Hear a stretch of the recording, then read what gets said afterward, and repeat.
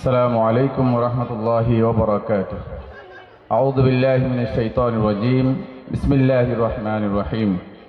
وعلم آدم الأسماء كلها ثم عرضهم على الملائكة. صدق الله العلي العظيم. সম্মানিত উপস্থিত মেহমানবৃন্দ এবং আমার প্রাণপ্রিয় অভিভাবক অভিভাবিকা এবং ছাত্রছাত্রীবৃন্দ, আসসালামু আলাইকুম ওয়া রাহমাতুল্লাহি ওয়া বারাকাতুহু। আজকে এই অনুষ্ঠানে এসে আমার অত্যন্ত ভালো লাগছে, বিশেষ করে অভিভাবকদেরকে দেখে আরও বেশি ভালো লাগছে। আমি স্কুলে দীর্ঘদিন যাবৎ ছিলাম, অভিভাবকদের যে আন্তরিকতা, যেই ভালোবাসা পেয়েছি স্কুলের কারণে, সেজন্য আমি আমার পক্ষ থেকে সবাইকে আন্তরিক মোবারকবাদ জানাচ্ছি। তবে আজকের প্রোগ্রামে আশা করছিলাম আরও বেশি অভিভাবক উপস্থিত হবে, কিন্তু হয়তো তাদের ব্যস্ততার কারণে আজকের প্রোগ্রামে তারা সবাই উপস্থিত হতে পারে নাই। কিন্তু সামনে যদি এরকম কোনো অভিভাবক প্রোগ্রাম দেওয়া হয়, আপনারা অবশ্যই উপস্থিত হওয়ার জন্য আপ্রাণ চেষ্টা করবেন। উপস্থিত হলে আপনাদের যেমন লাভ, আমাদের শিক্ষা প্রতিষ্ঠানের জন্য লাভ। একটা প্রতিষ্ঠান এককভাবে কোনোদিন চলতে পারে না। একটা প্রতিষ্ঠান যদি চলতে হয়, দুইজনের আন্তরিকতা দিয়েই প্রতিষ্ঠান চলতে হবে। প্রথমত স্কুলের, দ্বিতীয়ত অভিভাবক, দুইজনের সহযোগিতায় আমাদের প্রতিষ্ঠান পরিচালিত হবে। প্রতিষ্ঠান বলতে আমরা আমাদের ছাত্রছাত্রীদেরকে বোঝাই। ইট বা ইট বিল্ডিং এগুলোকে কোনো প্রতিষ্ঠান না। প্রতিষ্ঠান মানে হচ্ছে ছাত্রছাত্রী। তাহলে এই ছাত্রছাত্রী শুধু শিক্ষক দিয়েই গড়ে উঠবে না, আমাদের অভিভাবকের সহযোগিতায় অবশ্যই লাগবে। আমি থাকা অবস্থা আমি প্রত্যেক অভিভাবককে বলতাম, সবচেয়ে বেশি প্রয়োজন আগে মাকে শিখতে হবে, আগে অভিভাবককে শিখতে হবে। কারণ সেই প্র্যাকটিসটা আমি নিজেই করে দেখেছি, নিজেই ফল পেয়েছি।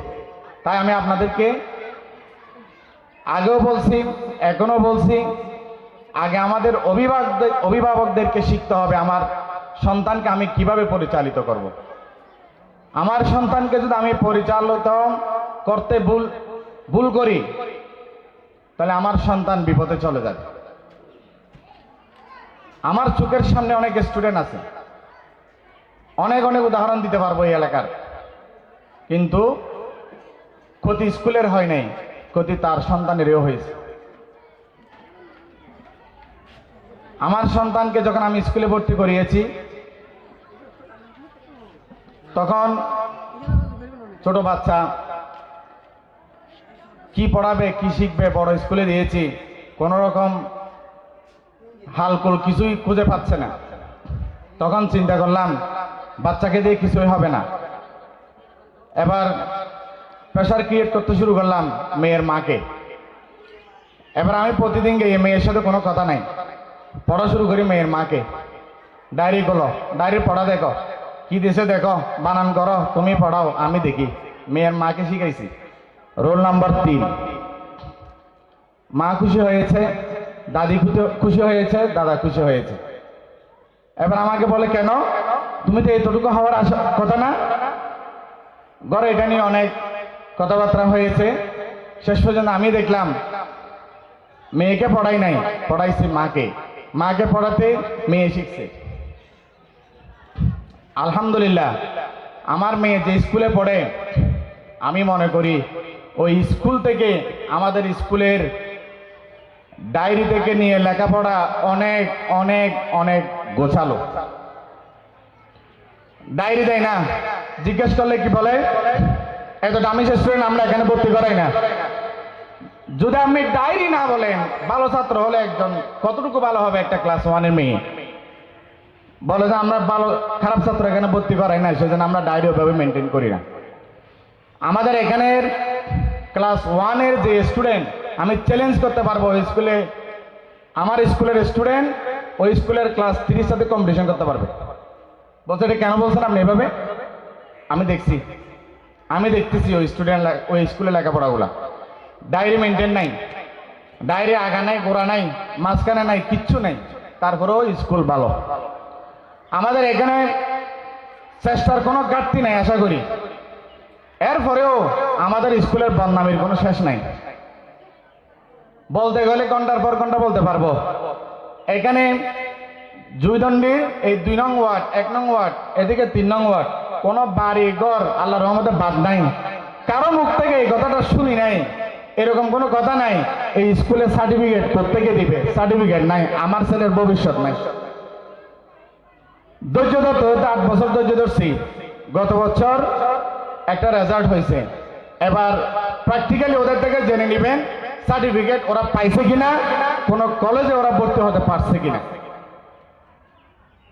এরপরেও যদি এইবারের ভর্তির সময় যদি এরা এই প্রশ্নটা করে, আমি এই জন্য মাইকে বলে দিচ্ছি আমাদের সার্টিফিকেটগুলো ওরা কিভাবে পাইছে, আদৌ পাইছে কিনা। অনেক শিক্ষকরা পর্যন্ত বিরূপ মন্তব্য করছে এই প্রতিষ্ঠান নিয়ে, ওদের কোনো সার্টিফিকেট নাই, ওই স্টুডেন্টগুলো বরবাদ দিয়ে দিচ্ছে, লাইফ নেই। এখন আমাদের ওই স্টুডেন্টগুলা 3 জন স্টুডেন্ট আনোয়ারা সরকারি কলেজে ভর্তি হয়েছে, আর 4 জন স্টুডেন্ট বটতলী স্কুলে কলেজে ভর্তি হয়েছে। তাহলে ওরা কিভাবে ভর্তি হয়েছে? আমার চেহারা দেখে, আমার স্কুলের নাম শুনে, নাকি সার্টিফিকেট থেকে ওরা ভর্তি হয়েছে? এবার আপনাদেরকে জোর দিয়ে বলতে হবে আমাদের প্রতিষ্ঠানে সার্টিফিকেট দেয় কিনা। এটা বাস্তব প্রমাণ আমাদের 2025 সালের যে এসএসসি রেজাল্ট হয়েছে ওইটার মাধ্যমে আমাদেরকে প্রমাণ দিয়ে দিয়েছে। তাই আমি অভিভাবকদেরকে বলবো হতাশ হওয়ার কারণ নেই। যখন আপনি ভালোর দিকে যাবেন, আমাদের জাতীয় খেলা হচ্ছে হাডুডু। কেন? যখন আপনি 1 পা সামনে যাবেন আপনাকে 10 পা পেছনের দিকে টেনে নিয়ে আসবে। এই জন্য আমাদের ছাত্র যদি কেউ উন্নতির দিকে চলে যায় তখন আরেকজন টেনে ধরবে, এখানে কোনো লেখাপড়া নেই, এখানে দিস না, এগুলো বাজে স্কুল, এগুলো কোনো প্রাইভেট স্কুল, এগুলো কোনো স্কুল হইল, এই বিরূপ মন্তব্যটা করবে আপনাদের। এইগুলোর প্রতি নজর দিবেন, কান দিবেন, শেষ। আপনি ডিসিপ্লিন দেখেন, ডিসিপ্লিন। আমরা যখন মাদ্রাসায় পড়ছি সাদা প্যান্ট না পরে স্কুলে যেতে পারি না।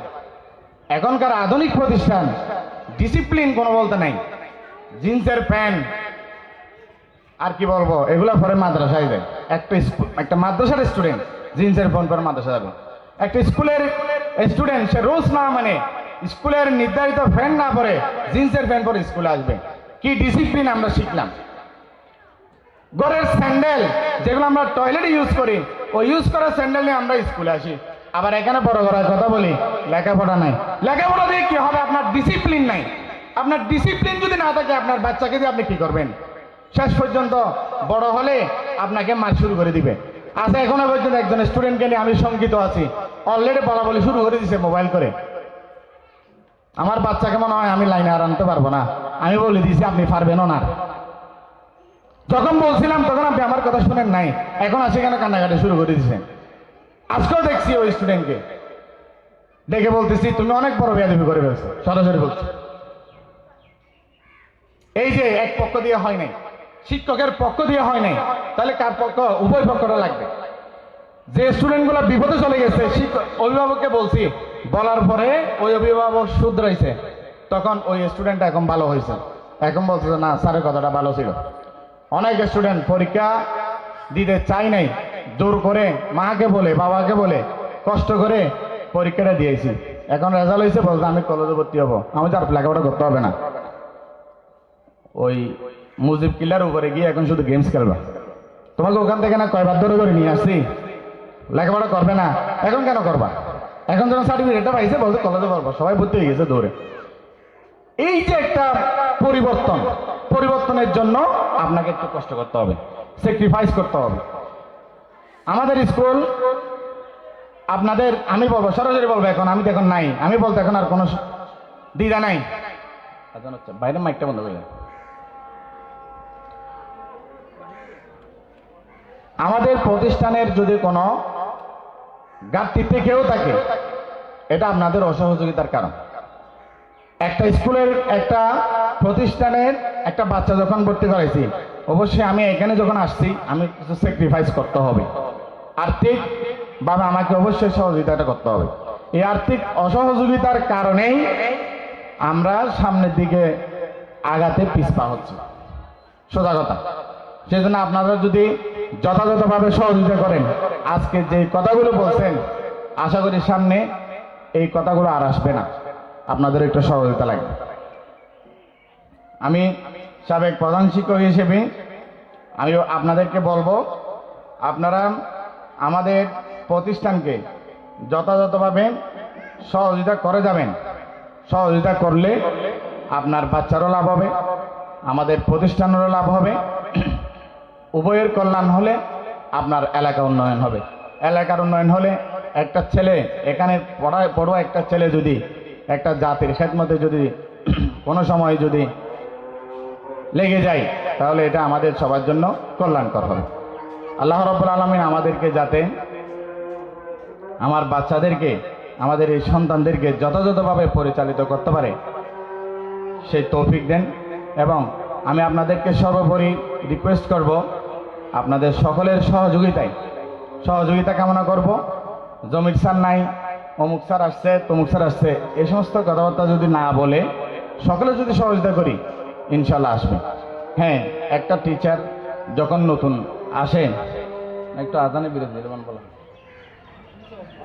আচ্ছা,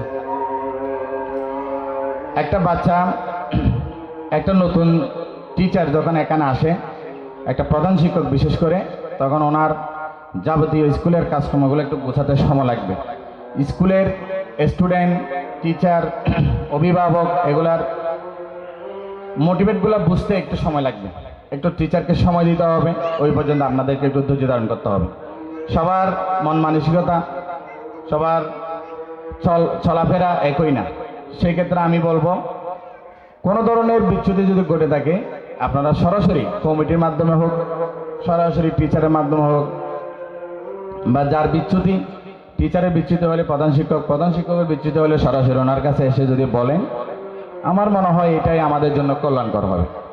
তাই বক্তব্য না, আমি আপনাদের কাছে করজোড় করে এটা আমি আপনাদের কাছে প্রত্যাশা করব, আমাদের যদি কোনো ভুল ভ্রান্তি থাকে বাইরে না বেরিয়ে এগুলা আমাদেরকে সরাসরি পরামর্শ দেন, সরাসরি বলেন। আজকে বলছে আমার সময় আমি কোনোদিন এরকম অভিভাবক কথা বলতে দেখিনি, আজকে আলহামদুলিল্লাহ অনেকে দাঁড়িয়ে কথা বলছেন, আলহামদুলিল্লাহ অনেক ভালো লাগছে। এরকম পরামর্শগুলো যদি দেন, আমাদের স্কুল সামনের দিকে আগাইতে আশা করি বেশি সময় নিবে না। আপনাদের সহযোগিতা কামনা করছি। আপনারা অবশ্যই সহযোগিতা করবেন, আপনাদের বাচ্চাগুলোকে অবশ্যই যত্ন করবেন, এবং যেই পড়াগুলো স্কুল থেকে নিয়মিত দেওয়া হয়, ওই পড়াগুলো যথাযথভাবে ডায়েরি মেনটেন করে পড়াগুলো আদায় করছেন কিনা এটা অবশ্যই দেখবেন। আমি আপনাদেরকে এটা বলি, প্রাইভেট পড়াতে হবে না। তো বলুন আমরা প্রাইভেট পড়াই, যে আপনি পারেন না সেজন্য হয়তো আপনি আপনার বাচ্চাকে প্রাইভেট পড়াচ্ছেন। কিন্তু আমি মনে করি আমাদের এখানে যেইভাবে ডায়েরি দেওয়া হয়, জাস্ট ওই পড়াটুকু যদি আপনি আদায় করেন, আপনার সিলেবাস শেষ হবে, বই শেষ হবে, একটা ছেলের লেখাপড়া যথাযথভাবে চলে আসবে। এখন আপনি ডায়েরিও দেখেন না, ডায়েরিতে লিখে দিয়েছে এটাও দেখেন না, তো কিছু না দেখলে আপনি কিভাবে শিখবেন? শুধু আমি অমুক টিচার এটা ওই রকম, ওইটা ওই রকম, ওইটা ওই রকম বললে হবে? আমার স্টুডেন্টের ব্যাপার, আমার ছাত্রের ব্যাপার, আমি আমার সন্তানের ব্যাপার আমি কিছুই দেখতেছি না, শুধু দোষ আর দোষ। এজন্য পরের পেছনে লেগে না থেকে নিজেকে আগে শুধরাই, তারপর পরের যেই নিন্দাটা, এরপর এটা আমরা পরামর্শের আলোকে আমরা সমাধান করব। আমি প্রত্যেক থেকে আশা করব আগামী 2026 সেশনে প্রত্যেকে একজন দুজন করে স্টুডেন্ট আমাদেরকে দিবেন। আপনাদের একটা মনের প্রাণের একটা দাবি ছিল আরবি শিক্ষা, সে আরবি শিক্ষাটা আলহামদুলিল্লাহ ওনারা চালু করছে। এই সিস্টেমে যদি আপনাদের কারো কোনো কথা থাকে, পার্সোনালি এসে পরামর্শ দিবেন, বলবেন। আর্থিক কোনো সহায়তা লাগলে সেটাও করবেন। এই উভয়ের মধ্যে দিয়ে আমাদের স্কুলটা সামনের দিকে এগিয়ে যাবে ইনশাআল্লাহ। তো আমি আমাদের প্রতিষ্ঠানের সফলতার উত্তরোত্তর সাফল্য কামনা করি, আমাদের সন্তানদের আমি সফলতা কামনা করি, এবং অভিভাবকরা আজকে এখানে অনেক কষ্ট করে এসেছেন, তাদেরকেও আমি আমার অন্তরের অন্তঃস্থ থেকে মোবারকবাদ জানাচ্ছি। আমার কথা যদি কোনো ধরনের মনে কষ্ট পেয়ে থাকেন, ক্ষমার দৃষ্টিতে দেখবেন। আপনাদের কল্যাণের জন্য বলছি, আমার কিছু উদাহরণ দিয়েও আমি আপনাদেরকে বুঝিয়ে দিয়েছি যাতে আপনারা আমাকে ভুল না বোঝেন।